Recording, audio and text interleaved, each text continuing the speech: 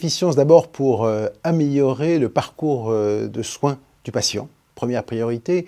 Et au travers de ce thème d'efficience, il y a un deuxième sujet, c'est comment répondre aux enjeux économiques, aux enjeux budgétaires de la santé en France. Et puis, en parallèle de ça, l'efficience, c'est aussi nous permettre d'augmenter encore notre capacité d'efficience de production en France. Voilà ce que couvre l'innovation de manière très large, pour laquelle nous souhaitons travailler avec tous les acteurs présents, aller vers une efficience pour le patient et pour permettre la souveraineté de la santé en France.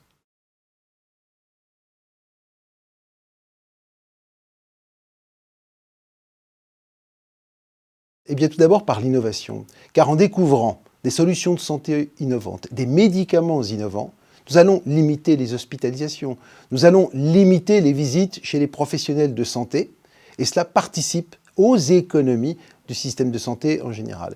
Et puis, nous y participons de manière économique, puisque au travers de différentes taxations, nous sommes le secteur professionnel qui a la plus forte taxation, au travers de la clause de sauvegarde par exemple, eh bien, nous contribuons au système de santé, aux économies du système de santé. Donc oui, il y a un premier critère qui est l'innovation et un second critère qui est un critère économique.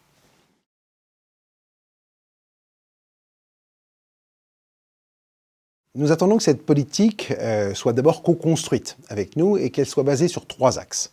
Le premier axe, c'est un axe pluriannuel, une loi de programme qui nous permette d'avoir de la visibilité, d'anticiper et qui soit parfaitement adaptée au long cycle de recherche, de développement, d'industrialisation de notre secteur d'activité, de nos solutions de santé.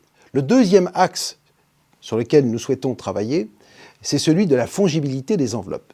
Qu'est-ce que cela veut dire ? Aujourd'hui, les différentes dépenses de santé sont construites de manière cloisonnée, des enveloppes qui sont cloisonnées. Eh bien, le parcours de soins, lui, n'est pas cloisonné. Et l'efficience qui peut être faite à un endroit devrait pouvoir profiter à un autre endroit.